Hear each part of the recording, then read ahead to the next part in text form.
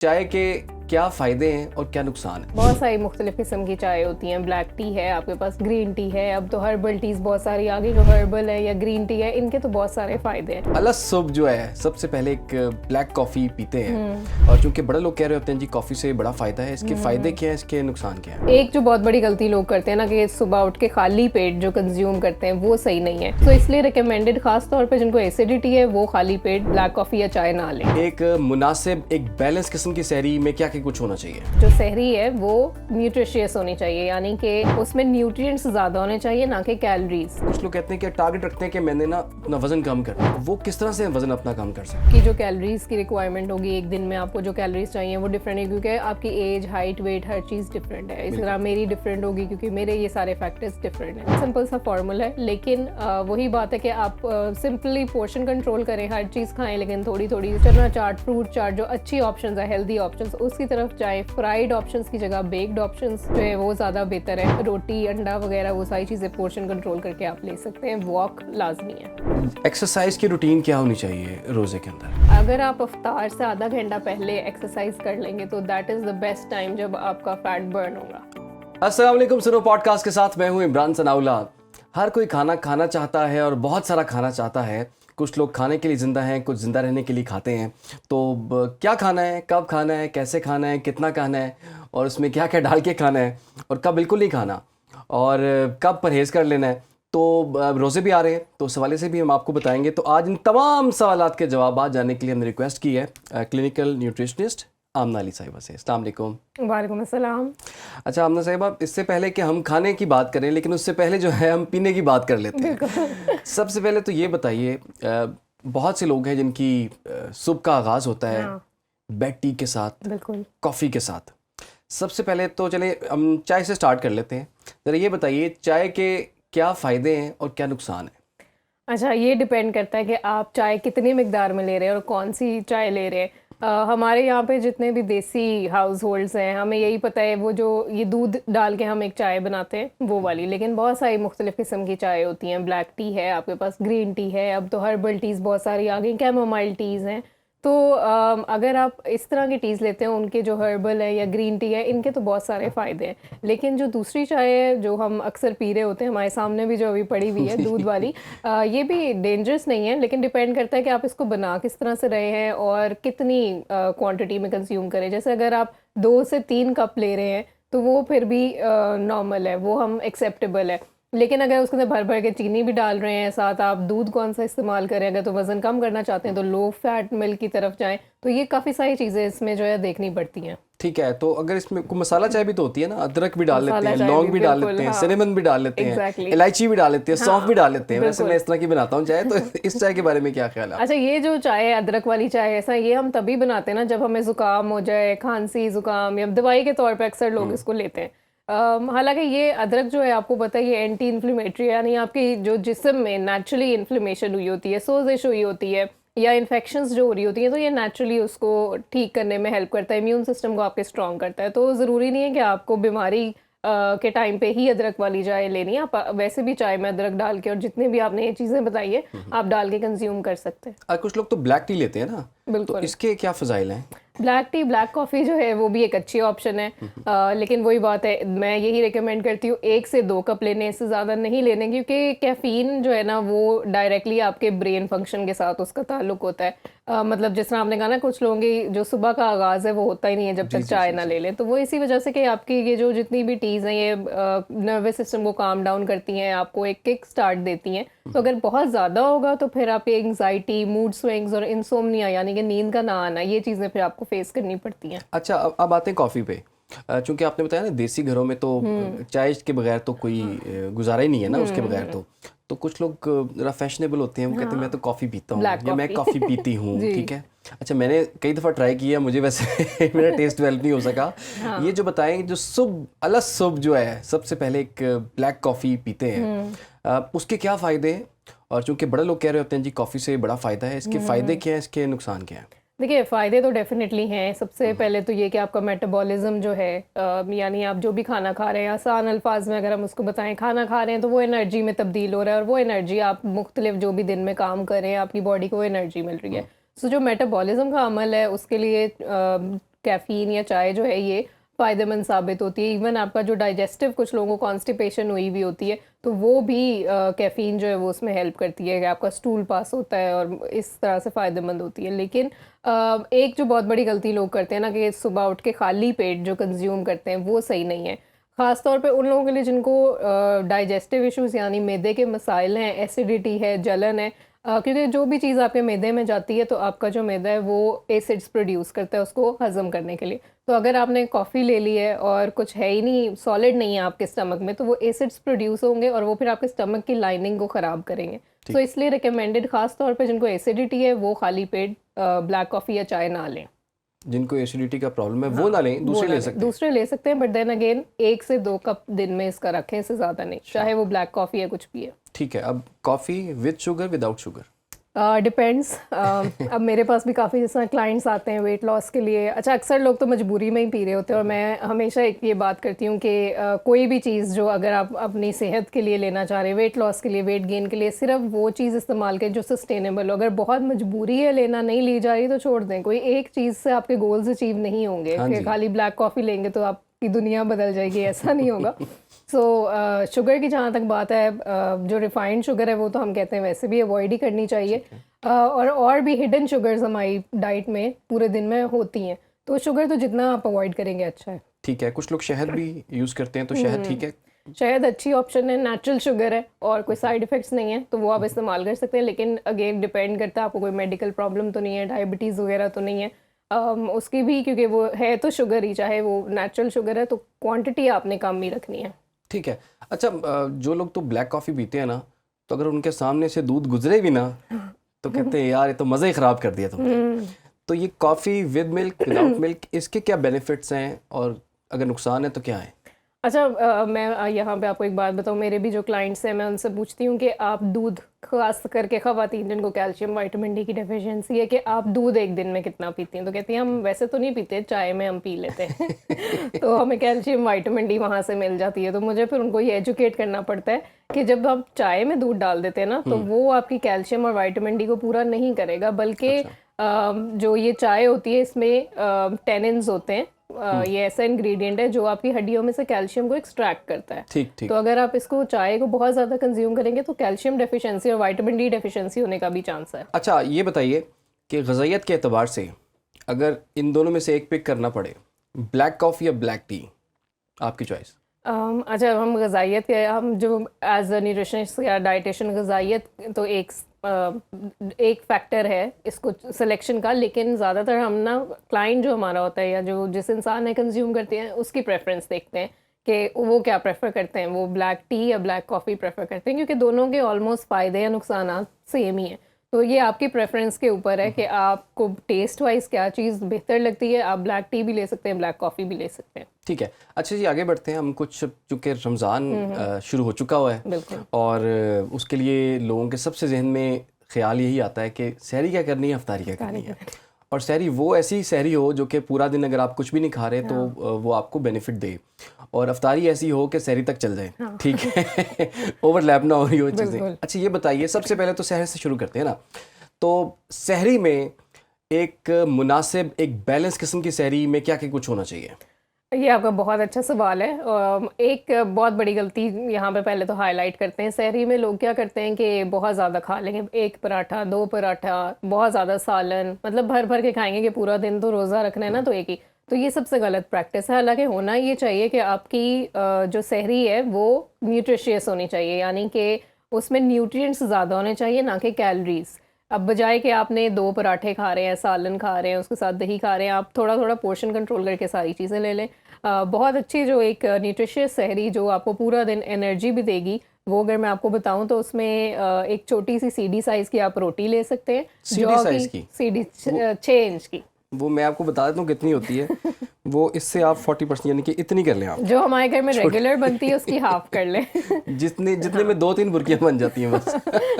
तो वो आप ले सकते हैं। जौ की रोटी लेंगे, लेकिन उसके साथ, रोटी के साथ आपके पास और बहुत सारी ऑप्शंस हैं। अच्छा। तो आपने रोटी ले ली, उसके साथ आपने अंडा या कबाब वो ले सकते हैं। अच्छा, ऑयल आपने कम से कम रखना है। अच्छा। चाहे आप अंडा बना रहे हैं, चाहे आप कबाब बना रहे हैं, उसमें ऑयल कम से कम रखें। साथ दही का एक पोर्शन आप रख सकते हैं।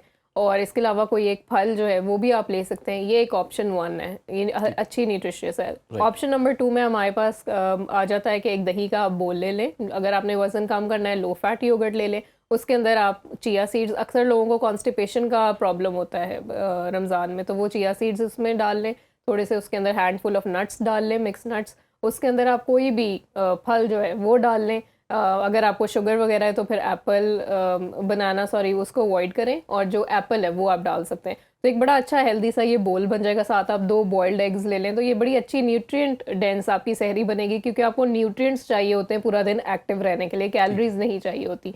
तो इस चीज़ का आपने खास ख्याल रखना है। पराठा नहीं खा सकते? पराठा बिल्कुल खा सकते हैं, लेकिन बनाने का तरीका है उसमें कि आप जिस तरह रोटी बनाते हैं वो बना के 1 टीस्पून देसी घी उसके ऊपर आप डाल के उसको आप इस्तेमाल कर सकते हैं, तो वो पराठा बन जाएगा। वो पराठा हो जाएगा और आप खा लें और आप फ़ायदा ही फ़ायदा उसका। हाँ। देसी घी का आप कह रही हैं? जी। ठीक है। अच्छा, ये तो चले हो गए ना काम। अच्छा, सालन बचे होते हैं रात के, आपको पता है, और वो रोटी के साथ फिर सालन भी होता है। ठीक है, अंडे वगैरह भी होते हैं, बाकी चीज़ें भी हैं। तो सालन जो है, कुछ लोग बड़ा मुरगन किस्म के सहरी करते हैं। इधर जी लोग जा के कर रहे हैं, पाए खा रहे हैं, निहारियाँ खा रहे हैं। ठीक है, तो ये सहरी के पॉइंट ऑफ व्यू से चीज़ें ठीक है? ये ठीक इसलिए नहीं है क्योंकि जितना स्पाइसी फूड होगा, ऑयली फूड होगा, वो आपको उतनी प्यास भी लगेगी। आप पूरा दिन जो है वो डिहाइड्रेशन का शिकार रहेंगे, और जब डिहाइड्रेशन होगी साथ डिजीनेस, फटीग, और आप थकन जो है वो आपको थकावट फील होगी। सो इसलिए ये वाली, और फिर मैदे के मसाइल भी बहुत सारे। फिर अच्छा, सहरी में तो ये चीज़ें खा ली, उसके बाद इफ्तारी में भी होता है फुल एहतमाम हो, फ्राइड चीज़ें हो, रोल, समोसे, पकौड़े, उस पर भी कॉम्प्रोमाइज़ नहीं करना। तो जब आप सहरी इफ्तारी दोनों में इतना हाई फैटी फूड खा रहे हैं तो फिर कोलेस्ट्रॉल लेवल्स भी कुछ लोगों के इस 1 महीने के अंदर अंदर ही इतने ख़राब हो जाते हैं कि बड़ी हैरान कुन बात है। अच्छा। जो 3 महीने में नहीं ख़राब होते वो 1 महीने में हो जाते हैं। ठीक। तो इसीलिए आपकी डाइट बहुत बैलेंस्ड होनी चाहिए। अच्छा, कुछ लोग सहरी ये समझ के करते हैं कि ये पहली और आखिरी सहरी है, ठीक है, और जिसे कहते हैं ना दूसरे अल्फाज में, पंजाबी या लाहौरी जो है समझ देंगे, तुन के खाते हैं। ठीक है, कि ये जैसे इफ्तारी तक यही चीज़ चलनी है। तो क्या ये मुमकिन है कि इंसान बहुत हैवी किस्म की सहरी करे और उसके बाद उसको शाम तक भूख ना लगे? देखिए, ये बिल्कुल भी मुमकिन नहीं है। जैसा मैंने अभी शुरू में भी कहा कि आपको कैलोरीज वाली या बहुत ज़्यादा क्वांटिटी में खाने की ज़रूरत नहीं होती, अच्छी बैलेंस ग़िज़ा खाने की ज़रूरत होती है, न्यूट्रिएंट से भरपूर, ताकि आप फ्रेश रहें पूरा दिन। तो जैसा मैंने कहा कि अगर आप ज़्यादा क्वांटिटी में खाएंगे तो उसमें आपको डिजीनेस और वो सारे मसले, नींद आएगी पूरा दिन, वो सब होगा। पूरा दिन जो है, अगर आप चाहते हैं कि आप एक्टिव फील करें, लाइट, और आप देखें आप कुछ भी खा लेंगे ना, आपका एक बॉडी का नेचुरल प्रोसेस है डाइजेशन का, वो 3 से 4 घंटे में हर चीज़ डाइजेस्ट कर देता है, और जो एक्स्ट्रा आपका होता है फूड वो फैट की शक्ल में फिर स्टोर होता है। और यही वजह है कि फिर हमारा रमज़ान में 5-6 किलो वजन बढ़ जाता है। तो ये एक बड़ी, हालांकि कम होना चाहिए रमजान में, तो हाँ। ये 5-6 बढ़ जाता है। हाँ, ये 5-6 लोग बढ़ सोच रहे जाता होते हैं है। मैंने तो रोजे भी 30 पूरे रखे हैं। बिल्कुल। ठीक है, हाँ, तो तो ये कहीं ना कहीं तो कुछ ना कुछ खराबी है ना। ठीक। अच्छा, दूसरा ये कि सुबह सहरी के वक्त जो है ना, लोग पानी बहुत पीते हैं और आखिरी मतलब पूरा जग पी जाते हैं, और उसके बारे में भी यही है कि जैसे ये जग जो है ना पूरा दिन चलेगा, मगरिब तक जो है ना स्टोर रहेगा। बिल्कुल। तो ये होता है ऐसे? नहीं, ऐसे बिल्कुल भी नहीं होता। और मुझे भी अपने क्लाइंट्स को मैं ये बताती हूँ कि चलें, डाइट तो आप अपनी बैलेंस कर रहे हैं, देख रहे हैं चीज़ें, लेकिन पानी की इनटेक बैलेंस करना बहुत ज़रूरी है। और उसके लिए एक सिंपल सा फार्मूला है कि आप सहरी जब करने लगें उससे पहले 2 गिलास पानी के पी लें, और अफ्तार जब आपने शुरू किया है, खजूर खाई है, तो उस सबसे पहले 2 गिलास पानी से आप अफ्तार अपना रोज़ा खोलें।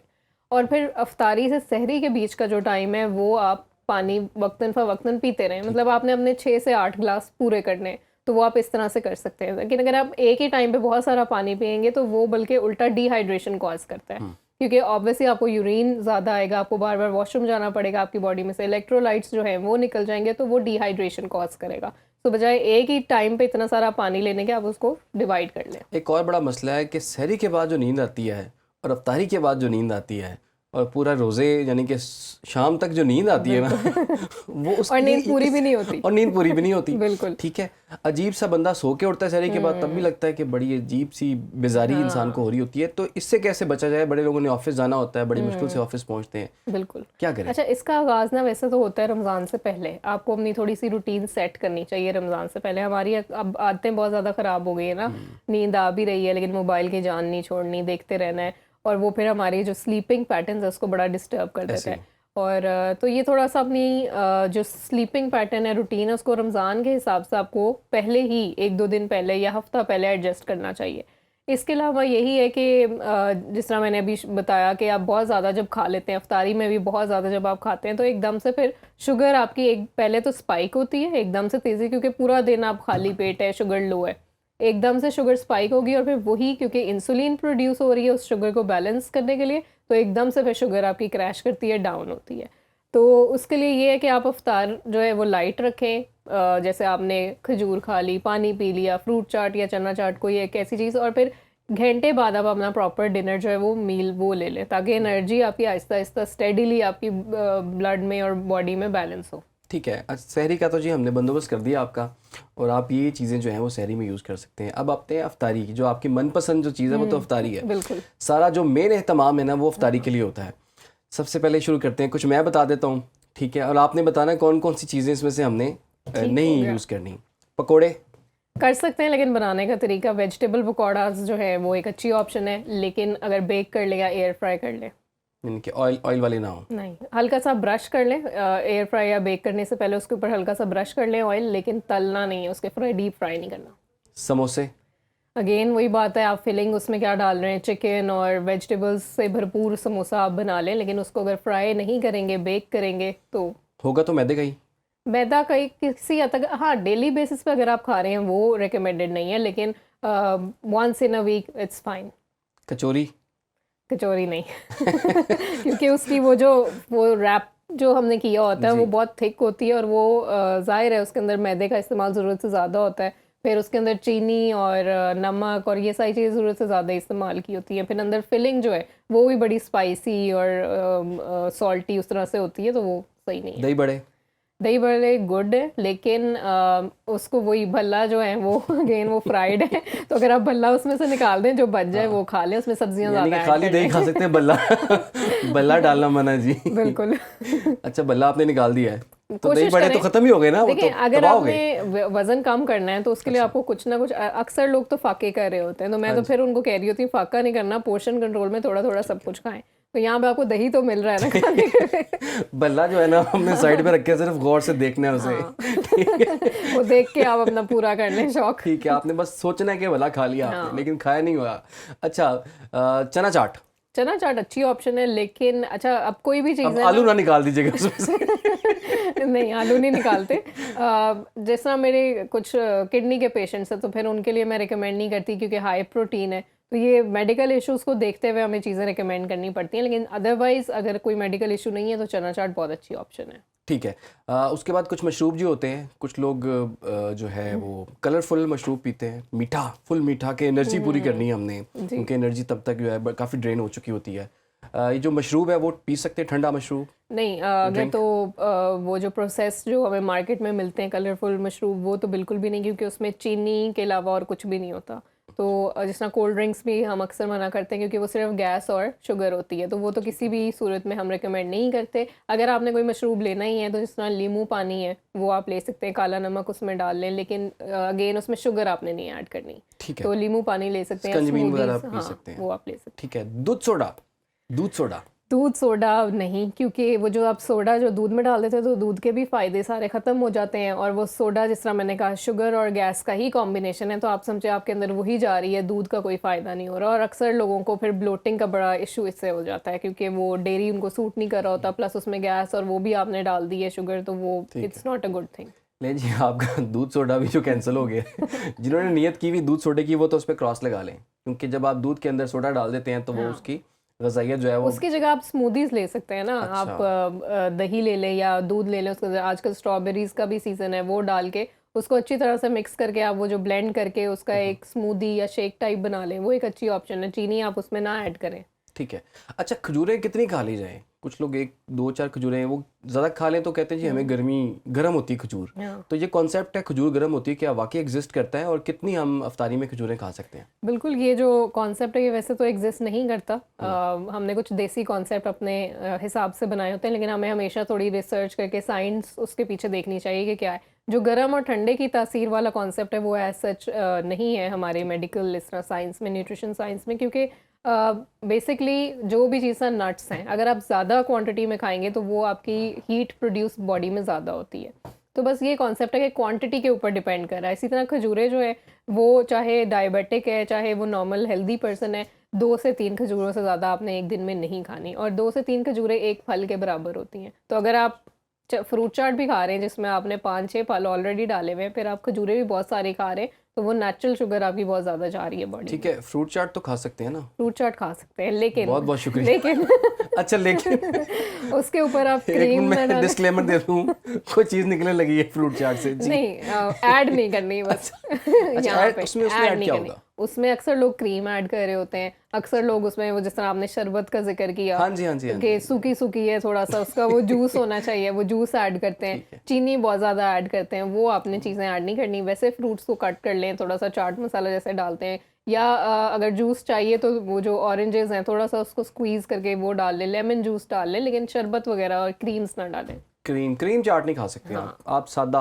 बिल्कुल आप खुद भी सादा नहीं और सादा चाट खाएं। जी। ठीक है। अच्छा ये बताएं कि चलें, ये तो अफ्तारी हो गई, अब उसके बाद नमाज, मगरिब की नमाज के बाद फिर लोग दोबारा दस्तरखान पे आते हैं, हाँ, टेबल पे round आते two। हैं, राउंड 2। ठीक है, वो ज़्यादा सख्त होता है बिल्कुल। और ज़्यादा ज़रा तबाहकुन होता है। बिल्कुल। अच्छा, राउंड 2 में आके वो खाना छाना खाते हैं, तो इस ड्यूरेशन के अंदर खाना खा लेना चाहिए या फिर कुछ ठीक है आपने सहरी कर ली है काफ़ी है?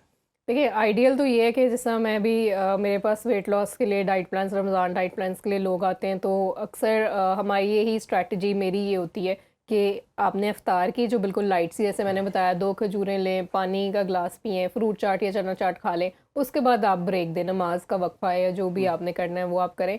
फिर 1 घंटे बाद, 1.5 घंटे बाद आप अपना प्रॉपर मील ले लें जिसके अंदर जो भी घर में खाना बना है, रोटी, सालन, दही, इवन सलाद का इस्तेमाल करना बहुत ज़रूरी है, अक्सर लोग नहीं करते। अच्छा, रात को भी कर सकते हैं कर सलाद? सकते हैं बिल्कुल, ये बहुत बड़ी मिथ है कि रात को नहीं कर सकते। आप बिल्कुल कर सकते हैं, जिस तरह आपके मैदे ने सुबह काम करना है उसी तरह रात को भी काम करना है। मैदा तो एक ही है। हाँ, तो आप बिल्कुल इस्तेमाल करें क्योंकि फाइबर होता है उसके अंदर और आपके हाजमे को सही रखेगा। अगर आप लोगों को कॉन्स्टिपेशन का ख़ास तौर पे रमज़ान में इशू होता है तो उसके लिए तो लाजमी सैलड आपकी डाइट में होना चाहिए। और फिर ये कि मैं रिकमेंड करती हूँ कि आपको अगर बहुत ज़्यादा भूख लग रही है तो आप एक स्नैक भी ले सकते हैं डिनर के बाद, घंटे बाद या 2 घंटे बाद आप हैंडफुल ऑफ नट्स लें। अब स्नैक का मतलब ये नहीं आप बाहर से खा मिडनाइट के, स्नैक की नहीं बात कर रही हैं? या बाहर जाके आइसक्रीम खाएं या वो नहीं। आप जैसे नीम गर्म दूध है उसके साथ 6 बादाम ले लें, हैंडफुल ऑफ नट्स ले लें, या इवन कोई एक छोटा सा फ्रूट भी ले सकते हैं। वो ये ना करें जो अफ्तारी में रोल समोसे बच गए थे वो आप रात को खा रहे हो, वो गलत है। ये होता है, ये होता है, अक्सर हाँ। होता है कि पकोड़े बचे होते हैं, हाँ, समोसे और बचे वो होते हैं ख्वाबों में भी अक्सर आ रहे और होते खाने हैं। के बाद दोबारा से ख्वाब भी उनके आ रहे होते हैं, तो वो नहीं लेने। नहीं, वो नहीं लेने आपने। ठीक हो गया। अच्छा ये बताएं कि बड़े ऐसे लोग हैं जो कि जिम शिम जाते हैं और रोज़े के साथ जिम करना वो भी एक टफ रूटीन हो जाती है। अब एक्सरसाइज की रूटीन क्या होनी चाहिए रोज़े के अंदर? बिल्कुल। अच्छा, मैं आपको एक बात बताऊँ, आप बड़ा हैरान होंगे। बेस्ट टाइम वैसे जो है ना, अगर आप फ़ैट लॉस करना चाहते हैं, आप चाहते हैं ना कि वो बहुत ज़्यादा चर्बी, मेरे अक्सर लोग कहते हैं बेली फैट लूज़ करने, जी। अगर आप इफ्तार से आधा घंटा पहले एक्सरसाइज कर लेंगे तो that is the best time जब आपका फ़ैट बर्न होगा। अच्छा। लेकिन वही बात है, लोग कहते हैं एनर्जी बिल्कुल डाउन है, नहीं हो पाती, लेकिन अगर आप वॉक ही कर लें उस टाइम पे तो वो आपके लिए बहुत ज़्यादा फ़ायदेमंद साबित होगी, क्योंकि पूरा टाइम आपकी बॉडी जो है वो फास्टिंग की स्टेट में है, तो वो फैट बर्निंग के प्रोसेस को मज़ीद तेज़ करेगा उस टाइम पे। लेकिन अगर उस टाइम पे नहीं भी होती तो आप रात को भी कर सकते हैं, इफ्तार के बाद भी कर सकते हैं। बस ये आपने देखना है कि कोई भी आपने खाना खाया है, अच्छा कुछ लोग सहरी से पहले भी कर लेते हैं, तो खाने के साथ आपका गैप होना चाहिए 45 मिनट्स का एटलीस्ट, या तो खाना खाने से पहले या खाना खाने के बाद। ओके। तो आप अपनी एक्सरसाइज रूटीन को किसी भी टाइम पे उस तरह से एडजस्ट कर सकते यानी कि सहरी से 45 मिनट्स पहले जो है वो आप एक्सरसाइज कर सकते हैं, वॉक कर बिल्कुल, सकते हैं, बिल्कुल। और सहरी के 45 मिनट्स बाद भी कर सकते हैं। हैं अगर आप में हिम्मत है रोज़ा रखने के बाद। नहीं, अगर कर लेता कोई बंदा तो क्या होगा उसके साथ? तो फिर ये है कि आपको ये देखना पड़ेगा आपकी सहरी अच्छी हो, न्यूट्रिएंट से भरपूर हो। ये ना हो कि आपने उसमें भी, अक्सर लड़कियां जो सबसे बड़ी मिस्टेक करती हैं कि जल्दी जल्दी वज़न कम करने के लिए बिल्कुल ना होने के बराबर सहरी कर लिया। अक्सर तो लोग बस दही खा लेते हैं, एक फल खा लिया, और फिर वो आप एक्सरसाइज करेंगे तो ज़ाहिर है एनर्जी आपकी बॉडी को मिली नहीं है, और जितनी है वो भी आप एक्सरसाइज में बर्न करें, तो फिर ज़ाहिर है डिजीनेस, थकावट, वो सारी चीज़ें। ठीक है। और अफ्तारी के कितने टाइम के बाद आप एक्सरसाइज कर सकते हैं? वही मैंने वो भी जिस तरह से 45 आपको मिनट्स बताया है। कि 45 मिनट्स का गैप होना चाहिए एटलीस्ट। ठीक है। अच्छा, दूसरा ये भी बताएं कि शुगर और ब्लड प्रेशर के जो मरीज़ हैं उन्होंने दवाई भी खानी होती है, शुगर की मेडिसिन वगैरह लेते हैं और बीपी की भी लेते हैं मेडिसिन, कुछ लोग कोलेस्ट्रॉल की भी लेते हैं। तो सहर अफ्तार के अंदर जो है, जो ये इस किस्म के पेशेंट्स हैं उनके लिए क्या एडवाइस है आपकी? उसमें यही है कि कुछ एहतियाती तदाबीर हैं जो उनको फॉलो करनी पड़ती हैं। जो एक नॉर्मल इंसान ज़ाहिर है हेल्दी, उसकी डिफरेंट इफ्तारी और सहरी होती है, और जो मेडिकल इश्यूज़ हैं जिनको उनकी डिफरेंट होगी। अब जैसे जो डायबिटिक्स है, उनके लिए ये है कि रोटी अगर सहरी में खानी है तो वो गंदम के आटे की, वो जो होल व्हीट जिसको हम कहते हैं, वो होना चाहिए, ब्राउन आटा। वाइट उन्होंने नहीं यूज़ करना। मैदे वाली चीज़ें कम से कम उन्होंने यूज़ करनी है। फिर फ्रूट चाट भी अगर उन्होंने लेनी है तो वो उनकी क्वांटिटी कम से कम होनी चाहिए, और उसमें भी फिर एहतियात है। अगर वाटरमेलन है या केला है या ग्रेप्स हैं तो वो कम से कम इस्तेमाल करने हैं। अनार वगैरह दूसरी चीज़ें, वो एप्पल, वो इस्तेमाल कर सकते हैं। सो इस तरह करके है। और फिर एक्सरसाइज उनके लिए भी बहुत ज़रूरी है, क्योंकि उनकी जो इंसुलिन है वो सही तरह से काम करेगी, उनकी जो शुगर है वो बैलेंस, उनके लिए भी एक्सरसाइज बहुत ज़रूरी है। लेकिन उनके लिए रिकमेंडेड ये है कि वो सहरी से पहले कर लें, क्योंकि जब वो करेंगे उनको पता है उसके बाद उनका एक मील है। अगर शुगर लो भी होती है एक्सरसाइज करने के बाद, तो उन्हें पता है सहरी करेंगे दोबारा से उनकी जो ग्लूकोज लेवल्स हैं वो नॉर्मल हो जाएंगे।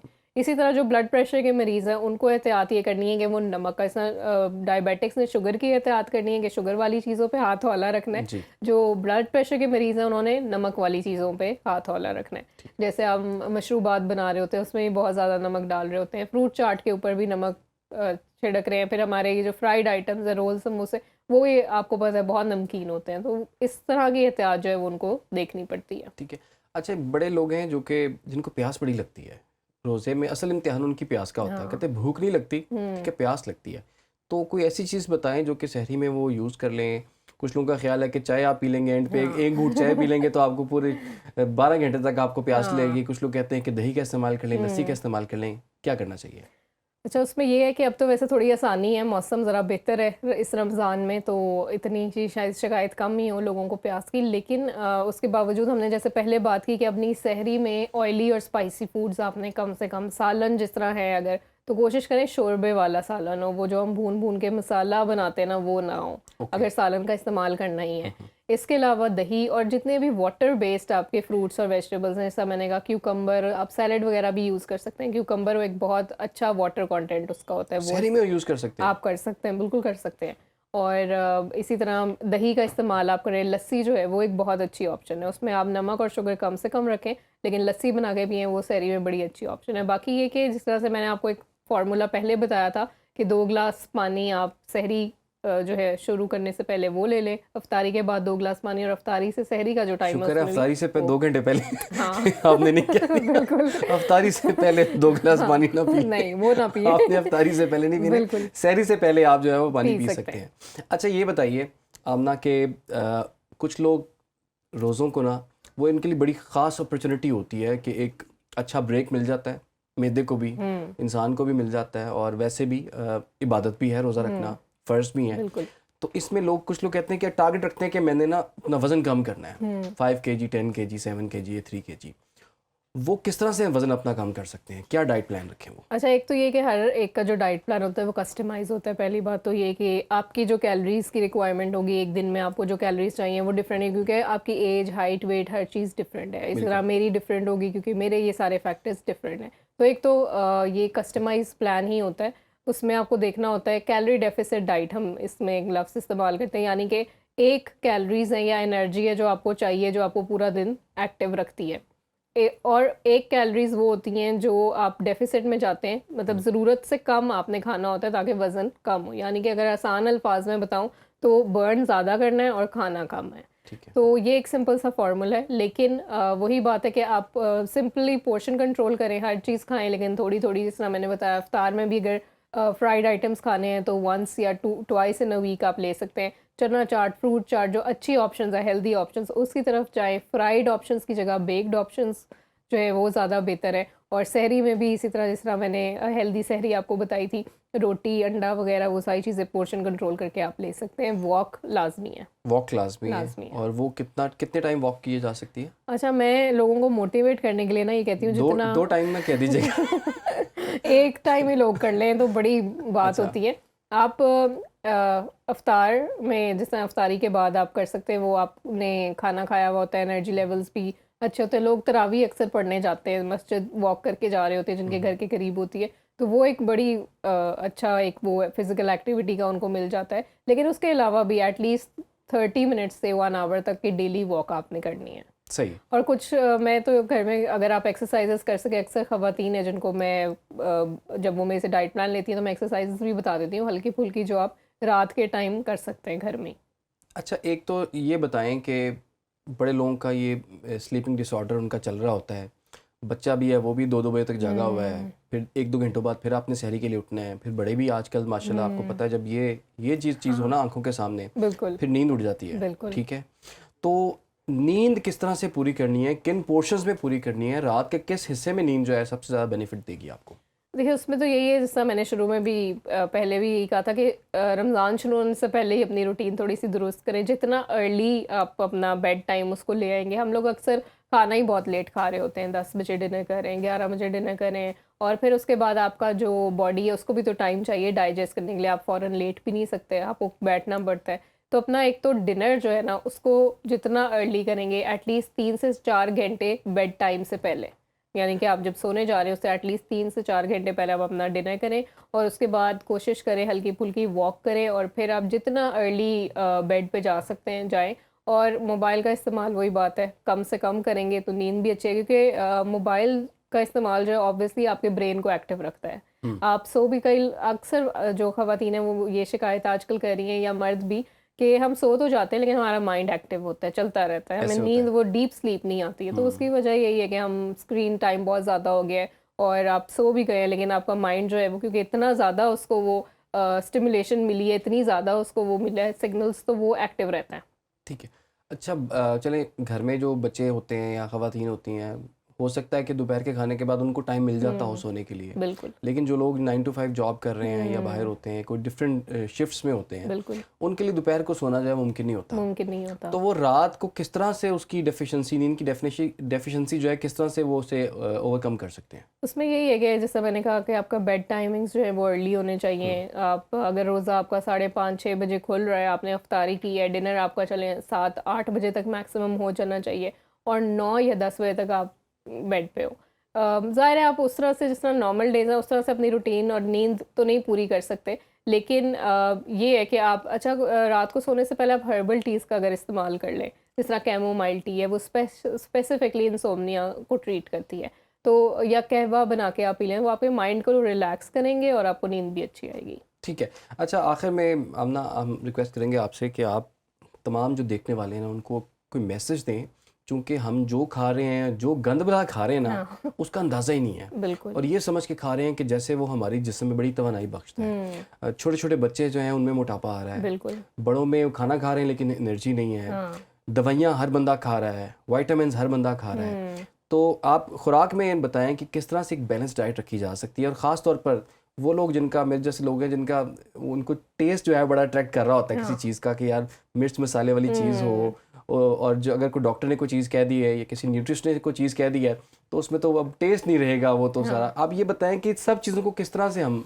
कर सकते हैं? अच्छा, उसमें सबसे पहले तो ये मैं कहूँगी कि बैक टू नेचर, एक सिंपल सा वो है कि सादा ग़िज़ा अपनी जितनी रख सकें। आपने अक्सर घर में भी अपने जो बड़े हैं उनसे सुना होगा कि हमें तो ये बीमारियां हमने पहले नहीं सुना था जो आजकल आ गई हैं, क्योंकि पीसीओएस हार्मोनल इम्बैलेंस ये बड़ा कॉमन हो गया है ख़वातीन में।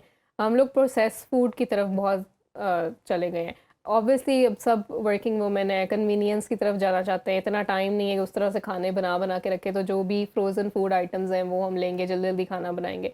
तो एक तो ये जो है ना, ये वाली हैबिट हमें चेंज करनी पड़ेगी। उसके लिए आप ये कर सकते हैं कि आप जिस तरह सब्जियां हैं या हल्की फुल्की प्रिपरेशन वीकेंड्स के ऊपर करके रख लें। चिकन है तो वो आपने प्रिपेयर करके मैरिनेट करके रख लिया, सब्जियां वगैरह काट के रख ली, ताकि आप एटलीस्ट जल्दी जल्दी बनाएं तो हेल्दी चीज़ तो बनाएं। और दूसरा सप्लीमेंट्स की जो आपने बात की, ये बहुत बड़ा मसला है। अक्सर लोग शॉर्टकट्स की तरफ जाते हैं, नींद नहीं आ रही तो डिफरेंट सप्लीमेंट्स का इस्तेमाल करना शुरू कर देंगे, बाल गिर रहे हैं या स्किन के इश्यूज है, सप्लीमेंट्स का इस्तेमाल करना शुरू कर देंगे। तो मैं ये कहती हूँ कि लाइफस्टाइल जो है ना ओवरऑल आपको उसको सबसे पहले ठीक करना है, जिसमें आपकी डाइट है, जिसमें आपकी नींद है, जिसमें स्ट्रेस मैनेजमेंट आप जो है वो बड़ा ज़रूरी है, वाटर की इनटेक, एक्सरसाइज, ये 5-6 चीज़ें हैं। और इसको हम अपनी ज़ुबान में थेराप्यूटिक लाइफस्टाइल चेंजेस बोलते हैं। 3 महीने का टाइम होता है, उसके अंदर अगर आप ये वाले अपने सारे फैक्टर्स जो हैं one by one obviously gradually इनको अगर आप ठीक कर लें, अपनी जिस तरह जो खुराक है उसको फ्रेश ऑर्गेनिक रखें, फ्रूट्स और सब्जियों का इस्तेमाल ज़्यादा करें, सर्दियां हैं तो जो सीजनल चीज़ें हैं जिस तरह फ़िश है उसका इस्तेमाल करें, नट्स जो है उसका इस्तेमाल करें, तो अपनी न्यूट्रिएंट डेंस डाइट जो है वो रखें, ना कि आप ज़्यादा खाएं, आप थोड़ा खाएं लेकिन अच्छा खाएं।